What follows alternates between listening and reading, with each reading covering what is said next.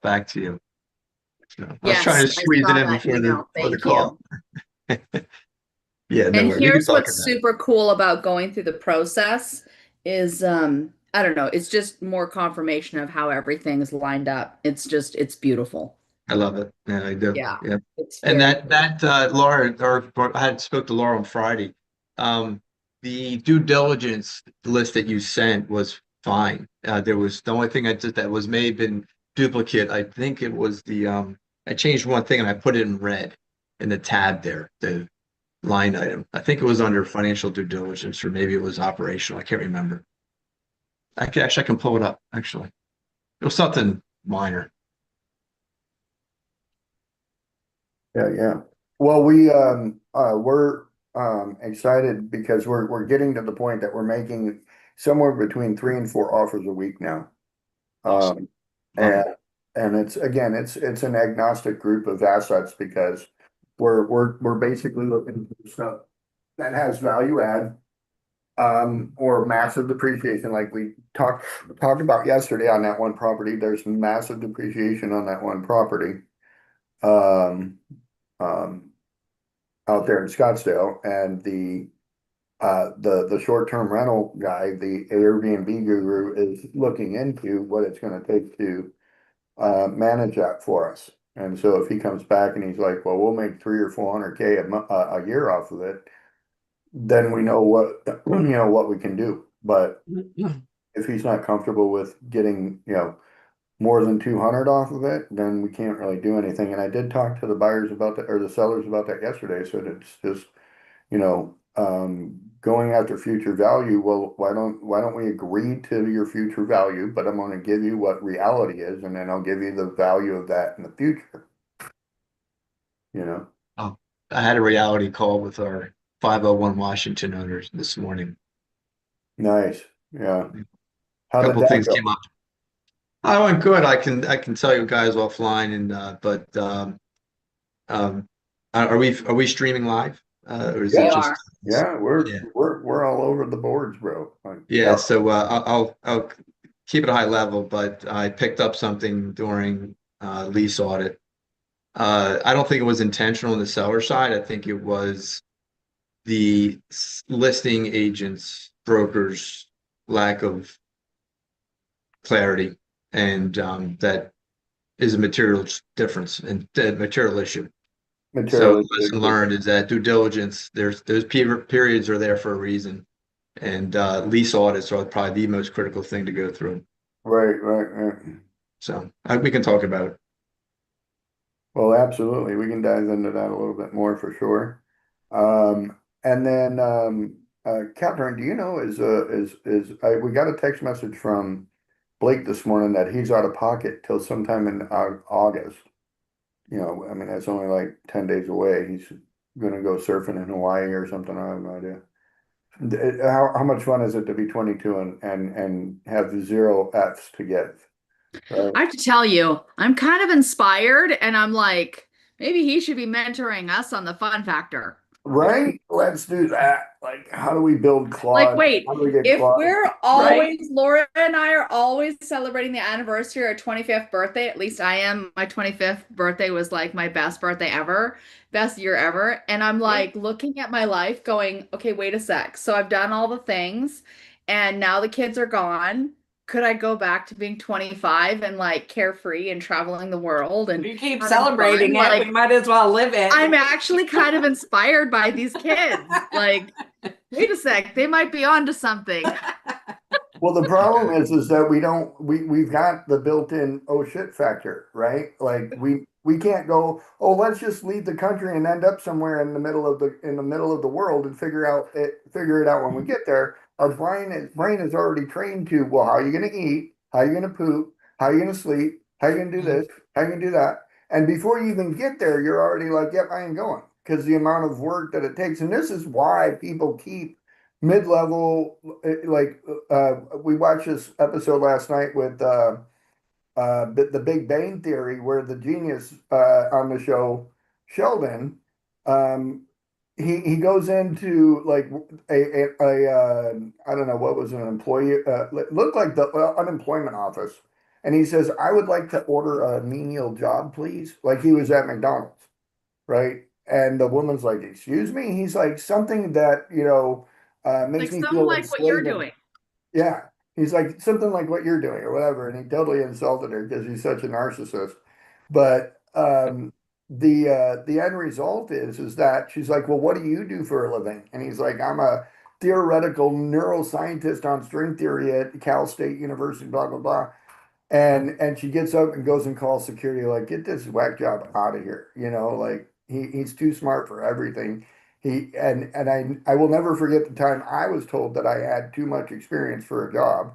When I heard that, I was like, what? And that was kind of shocking. But that's what tends to happen with people is once they find that, and I find it true with men, once men find a peaceful position in life, whether that's with a woman or a job or family, that man's stuck. He's like, I found peace. I love everything that is going on in my life, and I'm going to stay right here. Right. And I call it the caveman mentality. Like I found my cave, I got a fire, and food runs by every third day. Done. Now all I got to do is grab a chick by the ponytail and make it happen. So, I get the wow. Here comes the wow. Shaking heads, frowning eyebrows. Anyway, the caveman theory is that if a caveman can find all the comforts and be peaceful, he will. The only Just glad time, I'm not male. the only time a caveman goes out to get more is when has the desire to do it, and I call that the Grant Cardone. Like I seen it again yesterday, where Grant Cardone's wife's talking about telling him he needs to become a billionaire and how that infuriated him. And it was like, woman, you're greedy, like gold digger and all that. And she's like, no, no, no, no. And the way she explained it made sense. But at first, I'm like, I feel the same damn way. Woman looks at me and says, go become a billionaire, or I'm not. It's like, what? Like, I want to be one, but don't tell me, don't tell me what to do, you know? And in that moment, she was able to explain that based on what Grant was saying he wanted to do, the only way he could get to do that was if he was a billionaire. And so she was seeing it from an elevated point of view, saying, look, brother, if you want to do this, you got to do this. To get here, you got to do this. And so that was once that clicked in his brain, boom, the rocket ships went off. He started figuring out what he could do. And so inside of that, it kind of leads me into the stuff we're going to talk about today with deals. Does uh who we have one participant watching, I guess. Does Allison want to throw anything on the table this morning before we jump in? Allison's at work. She's just listening with an earphone in. Perfect. I love And when then people we've do. got Kathy, who I've invited to join. For sure. Let's get all the people that we've invited to join to come up, say hello, good morning, tell us about what's going on. I'm going to pull up. We're going to talk this morning about a land hack. A lot of people know how to do house hacks. Who knows how to do a house hack? Laura, what's a house hack? Laura's super smart. She can tell you a house hack. Yeah, I'm not sure your definition of a house hack, so you go ahead and do the house hack. Well, what a hack is just something that most people don't think of, and you're able to work your way through. A house hack is like your son owns multiple rental properties that pays for his rental property, right?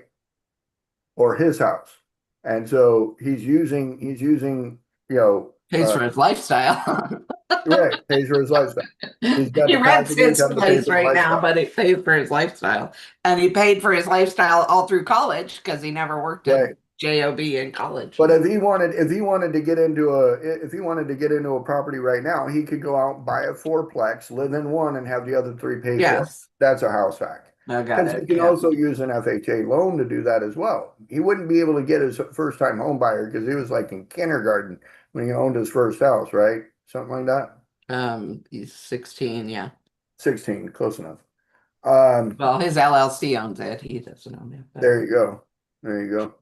So, But he was able to finance it because it was owned outright. So he put a mortgage on it and bought himself a BMW and is investing in other things. So, There and you has go. 2 properties now that he's managing, and at Got- 25.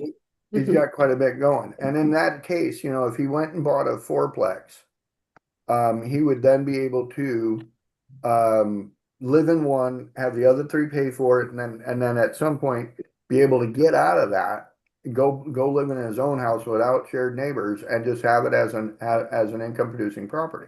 Right. You That's know, how I got started. Yeah. This gorgeous new 1.5. That's basically what he did with the house. Oops, got some echo. Uh, we bought a house that he lived in while he was in college and rented out rooms, and that was he managed the mortgage. We had a mortgage on it that we qualified for, put a mortgage on it, bought it as a second residence for us, but he managed it from day one with rent. It's a 6-bedroom house, renting the other rooms out, and he still has that now, even though he doesn't live there anymore. right. Yep. Well, and that is a beautiful example of how you can do things differently in all kinds of real estate aspects. And that's what I did was, when I came out here to Arizona, I was actually working as a nurse, and my brother lived at a piece of property that he rented that was,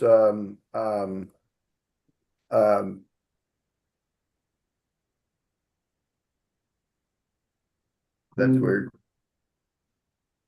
He lived on a piece of property here. You can see it on the screen.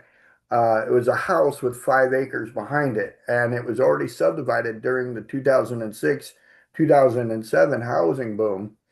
And then we had the 2008 housing crash. After a boom, there's usually a bust. And so, what ended up happening was I got basically inherited the property, and I called the owner. I inherited as a tenant because my brother moved out, left me with the place. And I was like, you know, it kind of looked like this place here next door with the rough grass on it and stuff like that. I called the guy. I says, hey, what's going on with this? What are you doing with it? He says, it's already 3 vacant lots with a house. So 4 lots, one with a house. I says, what can we do with it? You know, he says, well, I'd like to just get rid of it, get it off my books. I took a huge loss on it. I paid $800,000 for it back in 2006. And now this is 2017 when I'm talking to him, 2018. And I was like, so you mind if I, stay here for another year? He says, yeah, go ahead. And I was working and going to school at the time. And so after about a year of living there, I pad split it and I rented out every room, and I made almost $1,200 a month just renting out the rooms. And I lived in that little trailer you see right there. And so I actually lived outside the house. I rented the rooms inside the house, and it gave me a little bit of an income. But then I started looking at it with my brother, and I said, well, why don't we build this thing up? Back here, there was just a ton of used cars. My other brother was a mechanic, and I says, why don't we just, you know, clear it out, knock it all down, and look at building houses like we did back in high school. And me and my other brother, Charlie, we used to build houses in high school. So I'm like, let's go out there and build some houses, make some money. It's 2018. And he's like, not too sure, but you can see little houses popping up over here and over here. I was like, I'm thinking the market's going to turn, bro. We need to look into doing this. And he said, well, figure it out, talk to the owner and see what you can come up with. So I called the owner on the phone and we talked about it. And he says, here's what I'll do. I'll sell you each lot for $75,000, the whole thing for 300,000. He said, if you take all 4 lots, I'll sell them to you individually, and I'll do what's called a partial release. And I said, okay, great. So each lot, I listed it for 125,000 a lot per acre. It was 1.25 acres. And I said, and let me pause the video right here. You see this house over here with the little trailer? Yeah. Yeah. And let me just back up a little bit. There's another house right here with a little trailer.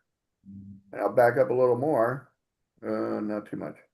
They're back here. There's another camper back there. There's another house back there. The neighbor 2 doors down did this same exact thing in 2015. He took his property, split it into 4 lots, shared the well, ran the water, ran the electric, and he built 1, 2, 3 Cracker Jacks. Those 1, 2, 3 Cracker Jacks sold for 300,000 a piece in 2017. And so I was like, that's telling me there's money on the market. Then they built this big house that you see right there in the middle of the 2 Bs, double B right there. That was the first 4,000 square foot under roof house built in this area ever. Like they had all been under 3,000 square foot. Um, and this was over 4,000 square foot. You can kind of see over in the very, very far left, a white style house right there. That was the first $1 million house built out there. And so they were in the process of building that one. So the year this was done was in, I did this video right here. See if I can find the date on it. Dang it. Doesn't say when I posted. I want to say, oh, right there, 2019, October 30th, 2019. Boy, don't you wish we could go back to that, get rid of COVID. I posted this as a 4 acre lot, or I'm sorry, 4 lots, one with a house. I sold the house for $300,000, which paid for the rest of the land. But I had a partial release. You can see the house as we get up there. I had a partial release, so I only had to pay him $75,000 to sell that house, and another 25%, which basically worked out to I gave him $100,000 to buy that house, and then I sold it for 300 so I could pay for the rest of this to get done. So I used the other 200,000 to start the road and do all the stuff to start getting the electric, the water down there. And so once I did that, I actually was able to turn around, got the road in, got the blueprints, got the permits. I was able to sell the thing to an investor. Let me pause it right here. So I had sold the house for 300. It actually went up to 420 by the time the last person bought it. It flipped 3 more times after I sold it. Wow. I upgraded the well and put in the well. You can see that there. But then I sold the 3 lots in the back for 300,000 to an investor. And that investor then turned around and hired me to be the general contractor. He said, you can build all the houses. I said, okay, great. I had a builder that I knew who was looking for lots, and he just finished these 2 houses over here. And you can now see that the house I pointed to in the middle before is done. And there's another one across from it going up and one next to it going up. So like we went into a building boom. And this was in December of 2021. So we're almost just like 2 years apart from each other, and this is how much changed in 2 years. We went from that dirt lot video to this one. And what happened was this house became worth like 600,000. I sold these 2 lots. We'll get up on these right here. I sold these 2 lots right here for 150 a piece with the blueprints. So again, I sold 2 lots for 300,000, which meant that my investor basically got to build the house in the back for free. Like the lot came free and everything. So we'll scoot back there. This was the house I was planning to build for myself when we originally started the project. Me and my brother were going to build the 2 houses in the front. We're going to build this one back here for me. And my brother backed out, so I ended up selling them to those builders, getting the investor involved. It all worked out, nonetheless, all worked out perfectly, and no big deal. You can see my camper over there where I was living. We were finishing the house, getting it ready for shingles or for slate, because it's a slate roof, to get them loaded up there. So now I will show you the final product. This was filmed on, let me pause it real quick because I'll turn up the sound. Where is it? Anybody see the date? Okay, June 23rd, 2022. So a little more than 9 months later, we finished the house, we staged it, and I will turn the sound up so you can hear it. This gorgeous new 1.5 acre custom built home on horse property with full irrigation with 4 bedroom and 2.5 bath that is located at the end of the road from 2 other custom homes with no HOA in Buckeye, Arizona. Approaching the property from your neighbor's block wall comes to the home paver concrete driveway combination. The beautiful front door will welcome your guest. The living room opens to the kitchen, which features upgrades, quartz countertops, and beautiful white shaker cabinets in a large island for hosting large gatherings. The home has high ceilings throughout with extra room off the living room that can be used for an office and or extra bedroom if desired. The large master bathroom features his and hers area with each one's vanity in their own space. A wet bath and soaking tub and shower combination with the rainfall shower heads. The 3-car garage was designated to fit a total of 4 cars. The outside wraparound porch is great for entertaining. The yard has room for a pool if desired and a septic tank that is on the side of the home, not in the backyard.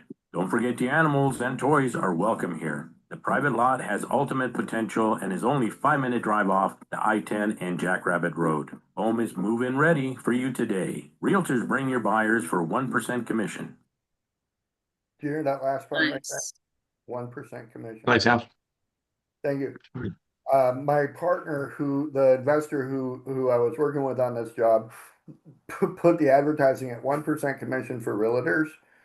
Again, this is 2022. Like, we're in a massive seller's market, and he decides, oh, I'm going to go 1%. It took us 9 months to sell that house. Hmm.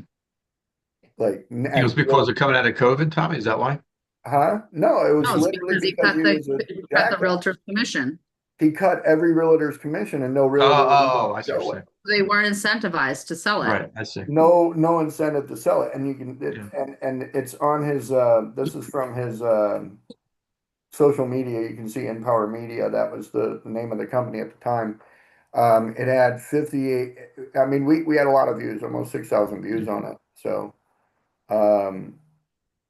we had, we had activity, and this model actually sold for me 30 more times and made us almost $20 million over that 4-year period after that. So we did models similar to this, not the exact same floor plan. We did things like the 4-car garage. We did things like this. This is called a wet room. The original floor plan was for there to be a wall root right here with a 2-headed shower in here. And then there was going to be a soaker tub and a smaller vanity. And we were like, we looked at it, and I was like, no, you know what? Let's do a wet room. We pulled the wall down, pushed the tub up against the wall, and moved all the plumbing over and put a window. And by doing that, we added 7 shower heads in the soaker tub, and it turns into a steam room. It killed on the open houses. Like, people were taking pictures of it. They were standing inside of it. We literally had people wanting to shower in there to try it. They were like, I does it want really one. work? Right? And I'm like, no, you can't, you got clothes on, get out of the shower. You can only be naked in there. So, but as popular as that property was for us, in general, we were able to, going back and looking at this area, where we were at, this is an area that's just blowing up right now. So there's not really any more grass lots out here, and all these houses are actually getting scraped and rebuilt. So had I opportunity to go back and redo this, that's what I would have done. I sold it to have the money to go in the back and do the back, but this is a land hack. This is how you hack land, right? And if you heard, I sold it 3 times but stayed attached to it.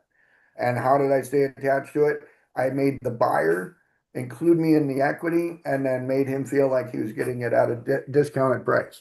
So, because originally I was selling all 3 lots for it was 375,000. I gave it to him for 300, and then right away he turned around and gave him his 300,000 back for the 2 lots that I sold cash. So just working those deals, and I stayed partner with this guy because I had the general contractor's license, This guy did not have a general contractor's license right here. So everything we did on these two jobs went under my license. So it just was what it was. We actually had it set up where the houses were going to face this road, and just a funny note, the county said, nope, they can't face that way. You're going to have to put in a new road. So this is literally a dedicated county road between these two houses because of the fact that the county refused to let me face them the other direction. That doesn't make sense. Like, why?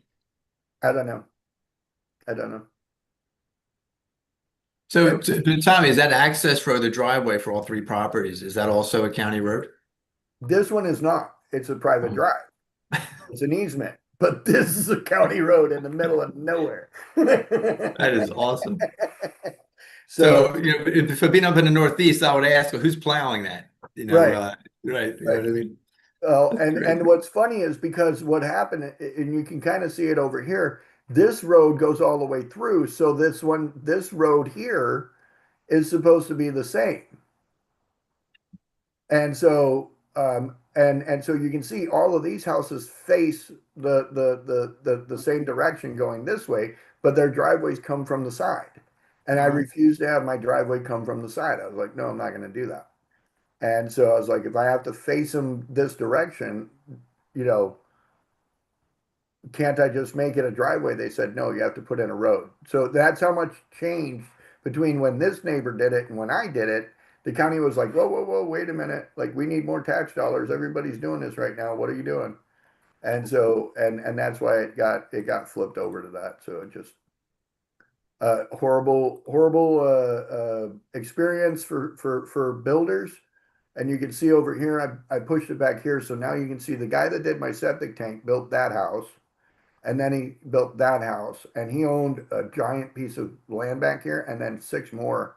He sold all that, and six more were built. 1, 2, 3, 4, 5, and 6 is over there in the corner getting started.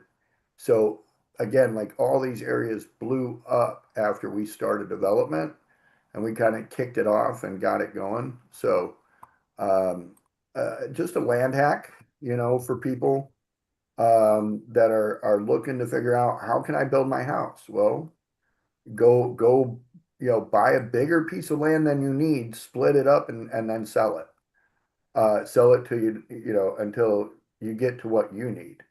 So let me see. I want to see if I can track it up here on the map, because the images, I think they've gotten around to upgrading and updating everything now. And you can see the path of progress is moving into that area with all that they've done now inside of bringing the 303 through here. I'm just a little bit over from there. It's over here on 170. Well, there's Citrus,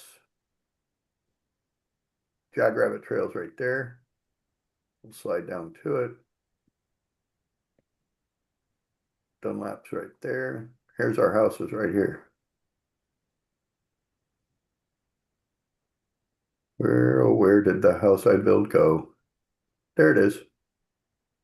So they did a little landscaping up in the front right there. That's the house right there. They didn't do anything in the back. These people haven't done any back landscaping. They haven't done any front landscaping either. And this guy still has all the pavers. He went and bought a big block fence. He was going to put up a big block fence before I started, and he never got that done. So, but not much has happened out there since. Looks like this imagery is still from 2026, but new houses being built. They got one going there. People are still developing out there. Couple right there, and the area is getting more and more populated. So these green lots are going to get chewed up. You can go out there and probably find them and get some decent land deals going. The guy I bought the property from owns this big green spot. Let me see, the super green spot. He owns the super green spot. So this whole green area right here is owned by the same guy that I bought that house over there from.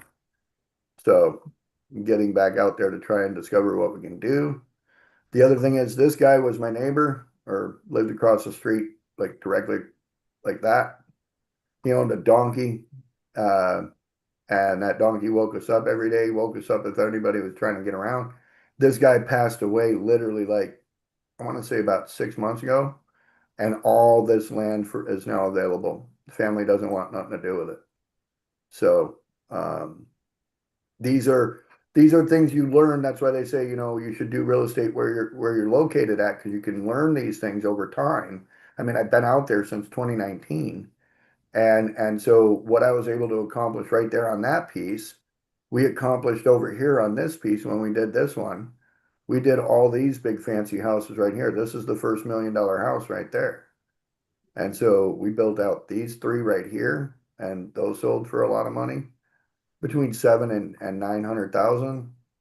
And then we just kept bouncing around, going out, finding lots and doing the work. So, and the area, this is why I'm saying the area is expanding.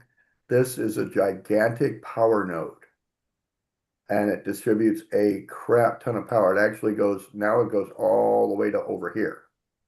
And so they've got a lot of plans out here in this green area to be doing an extensive amount of development in the AI and stuff like that. So with So for housing, people who might not know about power nodes, what that actually indicates, can you dig into that just a little bit more? Because I think Yeah, that's super important when you. so the power nodes are legitimately like the way you look at infrastructure is roads. Are they 2 lane, 4 lane, 6 lane, 8 lane? Power nodes, are they 1 acre, 5 acre, 10 acre? Like this one, that's a 20 acre site where it went. Right here. This is actually over 40 acre site. Because this little green spot, that's 20 acres. And so if I put that green spot on there, I can go 20, 40, 20, 40. So those two sites right there are huge. And then they got these are buffer zones.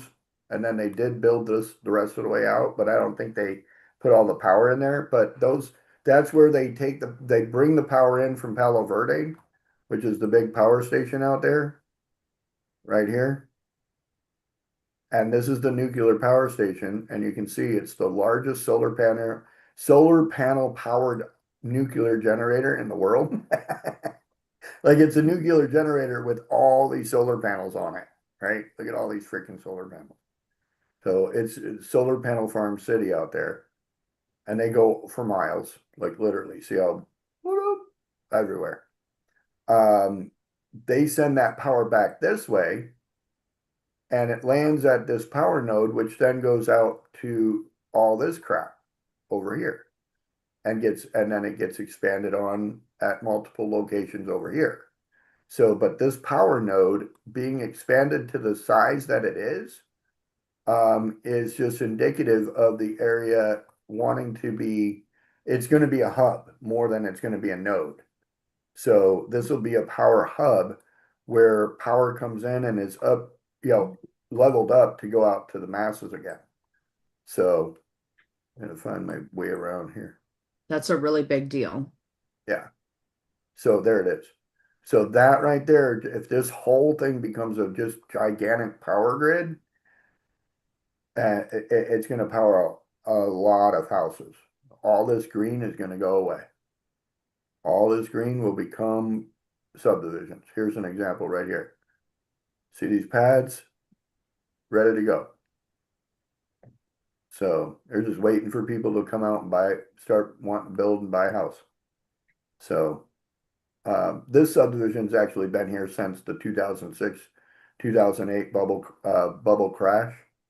And the interesting thing about it is during that time, when they did this, and it just kind of went static, this company popped up, Calport. It was actually called E&H Sand and Gravel, and E&H Sand and Gravel sold to Calport. But they're basically digging out the river bottom. That's why there's a lot of water right there. They're dragging out all the water and pulling out of this area right here some of the best high quality concrete mixture that you can get. And they're selling that here at this plant, these are all cement mixers.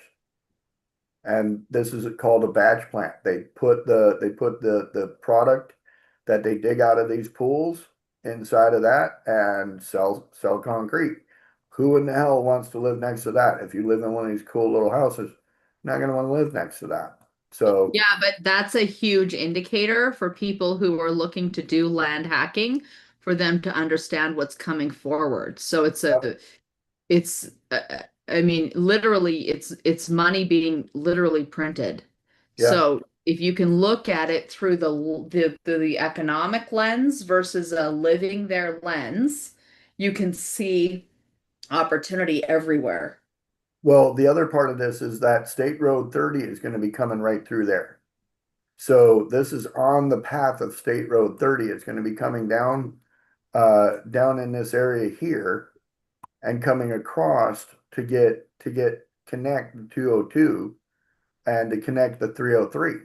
So up here, these highways are going to extend down all the way into these areas right here where you have the industrial parks, you've got industrial buildings being built, and again, these are the companies that are doing the land hack themselves on like large tracts of land. They're buying big tracts of land, building gigantic industrial centers, and then leasing it out to other people.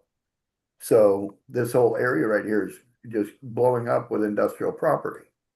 So living close by to that or developing close by to that is the important part, right? Yeah. So we All call these that a dairies, clue. yeah, all these dairies Right. are going out of way. You've got these distribution centers, you've got Walmart coming in, you've got Amazon in there. So, and it's just going to expand. So they again, they're bringing in that highway, SR 30, and it's going to come down here a little bit more because it's going to connect over here to the 85 corridor. So it'll come through here. Truck parking club. Interesting. Truck parking club, Yeah, this is out by a piece of land I used to own, all this right here. but it's a club. That's hilarious. Well, truck parking club, it's kind of like an Airbnb for truck parking. Huh. So you want to know where to go park your Again, truck. more renting dirt, my favorite. Yep. So you can pay $10 a day, $40 a week, or $75 a month. Wow. We'll leave it at that spot out there. So, and this is their ad for it. So kind of like what we're looking to do out there in Oklahoma, which we got to get with Tracy on that one. I want to talk to her more about it, see what we can do. Yeah. So, but yeah, that's all I got for today. The land hack, figure out how to do the land hack. It's important. Does have anybody have any questions about land hacking?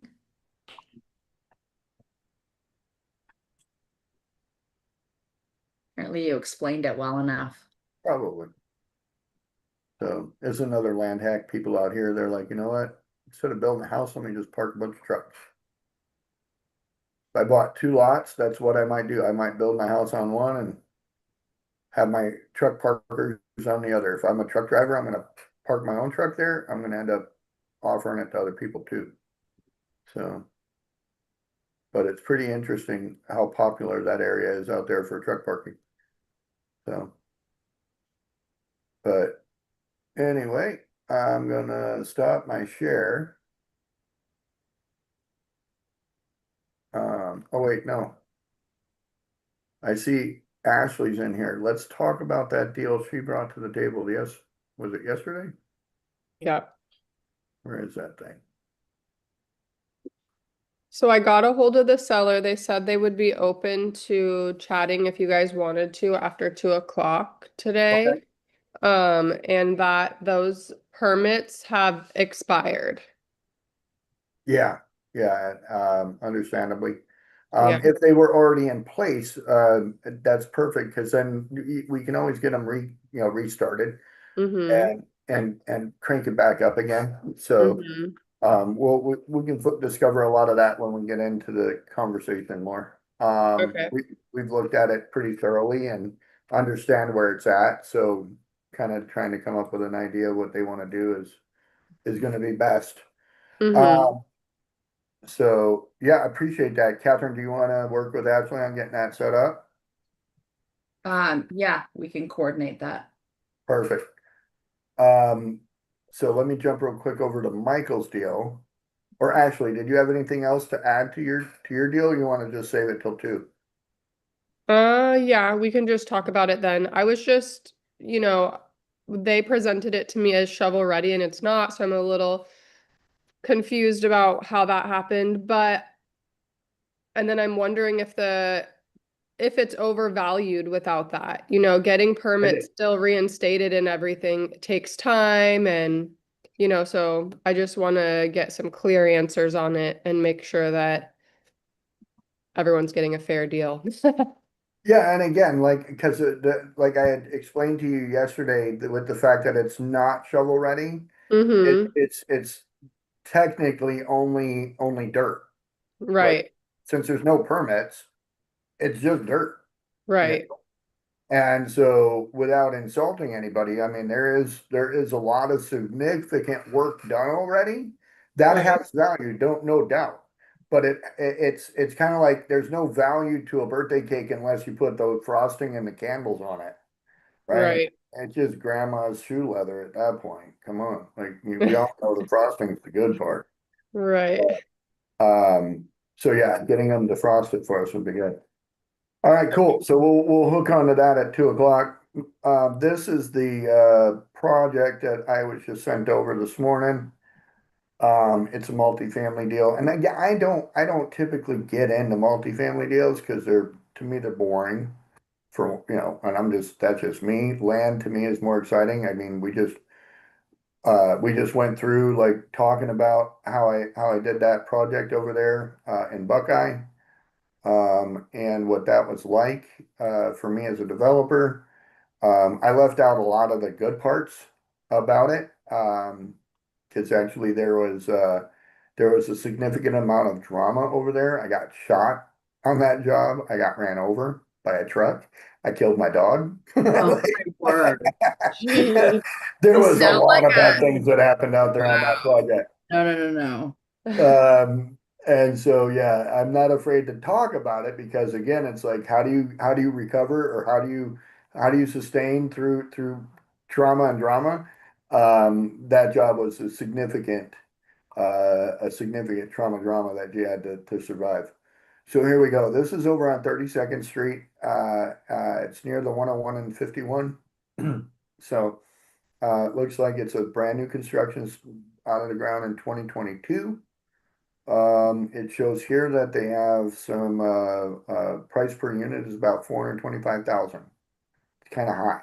I mean, it is positioned close to Paradise Valley, but it's still a Phoenix address. So until you got that Phoenix vibe, or Scottsdale vibe, you're not quite in that. You're not able to go that route. So it shows here that there's a total of 12 units. So a total of 12 units. And let's see, shows that their price per square foot still kind of high, etc. Pro forma cap year one was a 4.9, so they got some financials in there about that. Built in 2023, they're saying. So, and all right, let's roll through it. I didn't see anything else about incomes there yet. So, look like clean units, look like big units. Very cool. Now the private patio thing, the cool thing on private patios is having your landscaping built right into your patio. I don't know if you've seen anything like that, Michael, but if you come out to Arizona, we'll show it to you. Freaking amazing. Like they're just so Ashley, you know what I'm talking about? You out here, you've seen Mm-hmm. like over by Curlin Commons where they're literally landscaping all the way up to the 22nd floor. It's just what the hell? It It's looks beautiful. it's Yeah. crazy. It does You mean definitely. like up in the Northeast here, we'll see ivy growing out the, Yeah. Yeah, the ivy, but like they Yeah. have full ass palm trees sitting out their back door. It's Right. like they got a whole Asiago palm standing next to the back door. Yeah. 14 stories up. You're like, what if that tree falls? You know? did the tree want to grow that tall? You know? Yeah. So, let's get through these. Do. Pretty pictures, pretty pictures, pretty pictures. Pretty pictures, exactly. Pretty pictures, pretty pictures. Here's where we're at. So the 17's over here, 51's right here, the 101's over here. So if they were actually on the other side, if they're on the eastern side of the 51, that's the chosen side. You're not on that side. You're still kind of like you're on the wrong side of the highway, basically. So here's what they're looking at inside of, doing this deal. Is that they're saying that we'd end up basically, I don't know why they would run the numbers like that. They're saying that the 2025 cap rate is a 5.6. The NOI is 288,000. Sounding kind of rough to me. Yeah, it's a little too high. I mean, I don't know that market very well. You're the Right. expert there, but that's Right. generally speaking a little on the high side. Yeah. And so your net income's only about 88,000 a year for Yeah. a lot of work. To keep this thing afloat. So let's go see what Deal Hunter said, right? We looked at that. Yeah, these guys probably built this or bought it from the developer. They're now in their fourth year or so of their Yeah, loan and have they're to. trying to unload. So here's the Okay. initial verdict. It's a conditional no-go at 5.1. Yeah. The only way to really look at it as it appears is a 4.25 to a 4.5 asking price, right? Yeah. Because the financing at 6.5 interest only is just, it kind of kills the deal. Yeah. So seller reported DSCR is 1.45. Maybe. Why I wouldn't do that. I mean, that's you want to put as much. Right. Well, your debt service is only 60% of the deal. They got you pulling 40, like put the debt service Exactly. where it really exists at 90% Right. equity, not 60% equity, Right. right?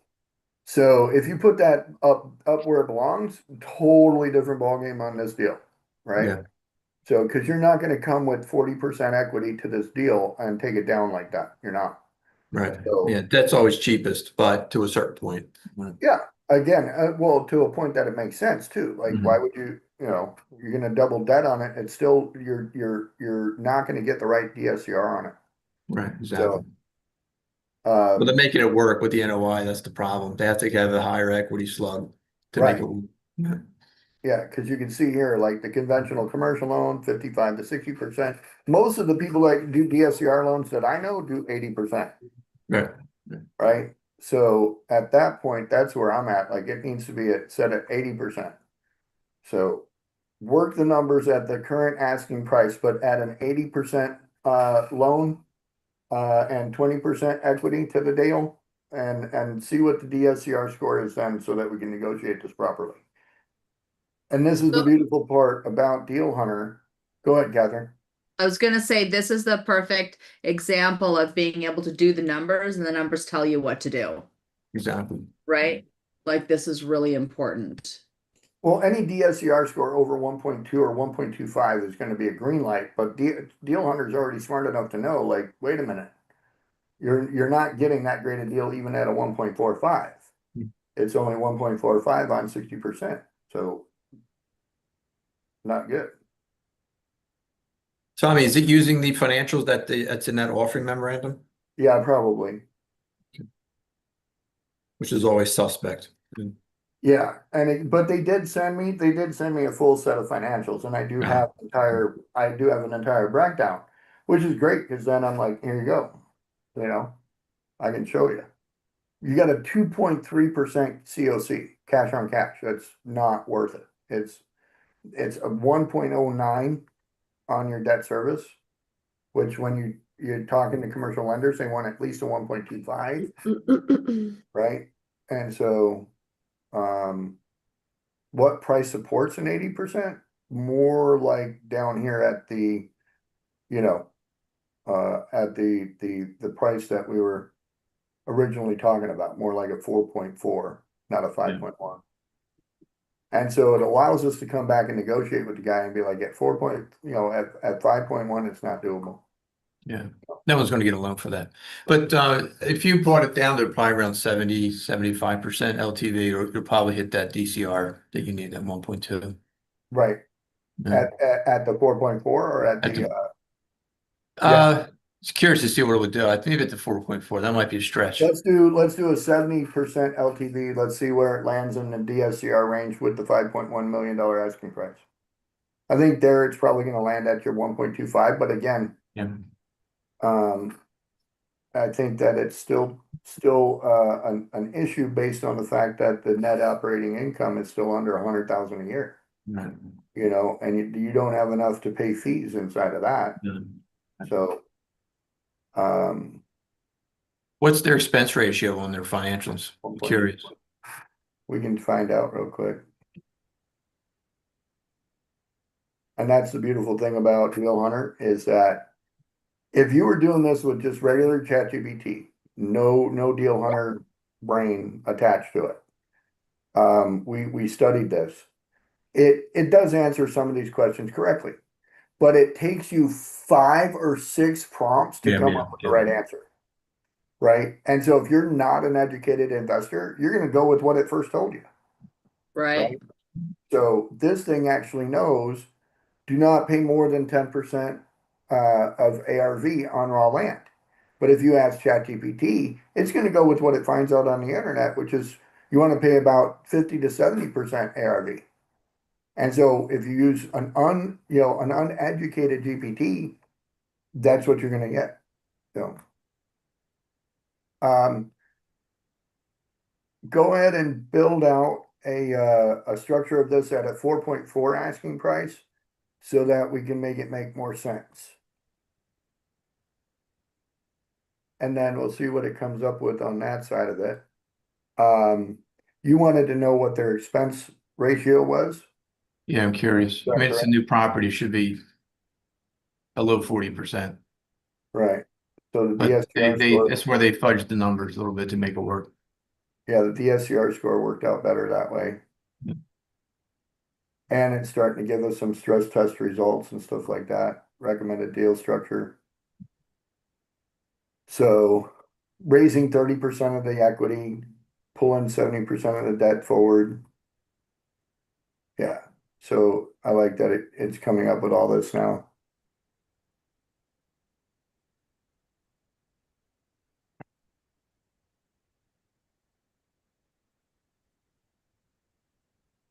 Got a lot of resources, a lot of value right there.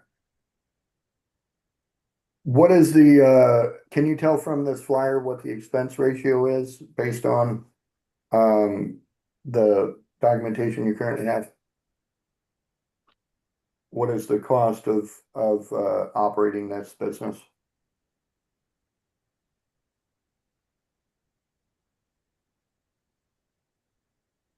And so If it's below 30%, I don't buy it. No, it's too low.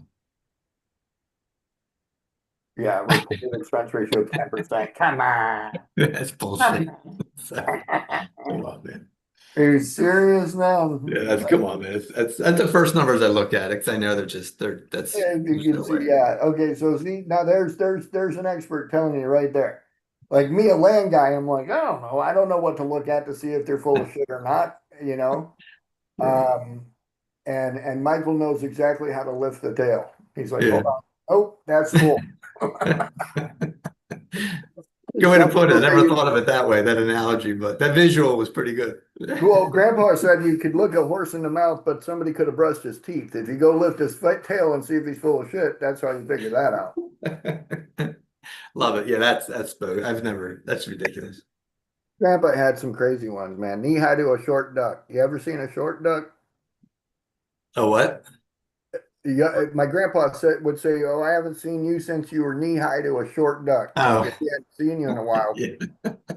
Meaning that, like, he seen you when you were littler, and he'd say, we ain't seen you since you was knee high to a short duck." That's funny. The visual of that, like, leaves you suspended in air for a long time, giving him plenty of time to figure out, like, what you want. What are you doing here? Like, he's gonna come up with his own, his own talk after that. So he's controlling. Grandpas are funny. Yeah. But visualizing a short duck and then where's his knees and like how tall is that? And yeah, so I love it.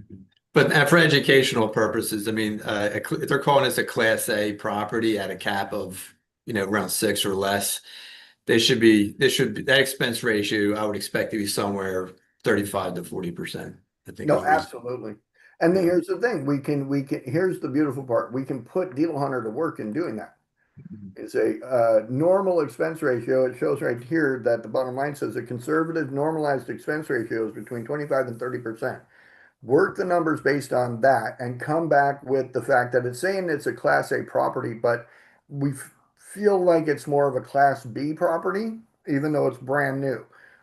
So bring us back an actual offer that makes sense based on the numbers and put it into a format that we can send to the listing agent, because at this point, we're not agreeing on very much. 10% expense ratio is way too low. And so now I can prepare myself to go back and negotiate, not only like educated, but like in a proactive way. Be like, look, we really want to work together, but here's here's where the problems lie. So it's a newer Class B, not a Class A. It's a 30% operating expense, not a 10%. And so when you start moving these numbers around, the most we can pay for this property is about $4 million. And so here's where it also gets kind of funky dunky, is that because they're asking 5.1 and we're going to 3.8, they're going to probably just go with not even respond. But here's what I want to look at, because I want to kind of trip them by the toe. They said, they said, how do you catch a tiger by the toe, right? You use a piece of dental floss. So I want to find a little trick here. What? How do you catch a tiger by the toe? You use a piece of dental floss. Okay. Yeah, you catch a tiger by the toe, he can't do nothing to you. So, so what I want to look up here though is this building was built in 2023, so it's had a loan on it for at least 3 years, right? And so their loan's coming due. So let's go see if we can do a little record searching. I want to do a little bit of public record searching and see if there has been anything recorded under the name of the owner of this property in regards to any kind of deed of trust or any kind of promissory note that was recorded, and when was it recorded? And so even if I can't get ChatGPT to produce that, I do know where to go get it. So I have another call I've got to get on with the Yeah, account. we got stuff to get into. This is where I would go. I'd go into the recorder's office and start looking at documents here. And I'm going to pull that owner's name up and I'm going to look for warranty deeds and try to figure out how do they own this property. Right. So anyway, Good stuff. we can deep dive that more later or tomorrow. Ashley, thanks for coming in today. Everyone else, thank you for coming in today. Laura, Michael, Amor, thank everyone for, and Amor, God, you like scared the hell out of me jumping in like that and then see you jump in. But I want to thank everyone for coming in and pray that everyone has a wonderful day. So Heavenly Father, we thank you for the blessing of this day, the blessing of this life and all the things that we do. And we ask that you continue to take us out into your world to do your will. We ask this in your son's name and we pray. Amen. Amen. Thank you. So Thank you. pleased care, that everyone. everyone was able to come by, and we will see everyone again later on today. We have a 3 o'clock meeting. Hope to see everyone.